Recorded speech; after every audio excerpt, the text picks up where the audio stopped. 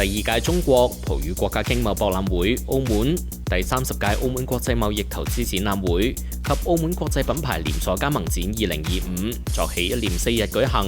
為充分發揮會展對其他產業嘅賦能作用、對外開放嘅窗口功能同招商引資嘅平台價值。3展喺會期內舉辦9場商業配對洽談，聚焦手法經濟、中醫藥產業、農業產業鏈、跨境電商、餐飲連鎖、IP 合作及經貿等領域，助力展商客商精準對接市場供需同開拓國際產業合作。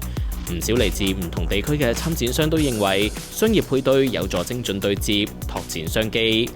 第二屆中葡博覽會設4場專題配對洽談，其中中國與葡語國家農業產業鏈合作論壇暨配對專場，有世界500強嘅中國內地企業代表、葡語國家及澳門嘅農業產業鏈上下游嘅企業代表聚首，促進中葡企業高效對接。澳門係一個我哋目前尚未進軍嘅市場，希望藉住今次參展為公司探索新嘅可能性。商業配對有助於我哋拓展市場，推動業務發展。我哋非常之希望能讓公司嘅產品進入澳門。如果未來能夠喺澳門建立穩定嘅客戶群，我哋會考慮開設自營店鋪，之後再打開亞洲市場。MIF 安排3場專題配對洽談，以及1場澳門好貨商會館直播帶貨專場活動。當中首發澳門商機配對專場，邀請中國內地、泰國及港澳地區企業參與。因為我哋用友係做軟件嚟㗎，我哋其實喺澳門都有16年嘅經驗喺度。咁有啲外國人士嚟到都想了解翻軟件有咩可以幫到佢哋，因為都有成果啦。之前配對過，即係可能上一年咁樣，咁都令到啲客戶了解翻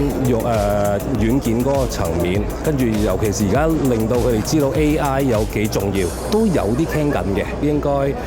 嚟緊會有，希望係咁。2025 MFE 則舉行2場專題配對洽談，其中包括 IP 授權同體育 IP 等領域嘅商機對接，助力品牌升級。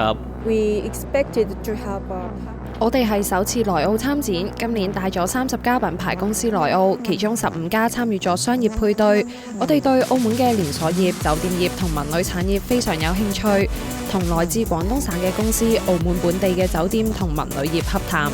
過去我哋曾經參與唔同地區舉辦嘅展會，但係通常對接嘅公司都比較商業化，而且普遍為中國內地買家多。但係 MFE 嘅平台非常之唔同，好多元化，而且我哋只需要提前喺網上報名，選擇唔同嘅產業配對，十分便利同友善。來澳之後，仲發現好多唔同嘅國家客商來澳參展同交流，希望明年可以帶更多品牌來澳門，接觸更多國際化嘅買家，拓展市場。截至展期第2日中午，已經舉辦嘅5場專題配對洽談，已促成270多場商業配對，並達成逾90份簽約，其中近20成嘅合約與葡語國家相關，持續為全球企業搭建洽談合作嘅橋樑。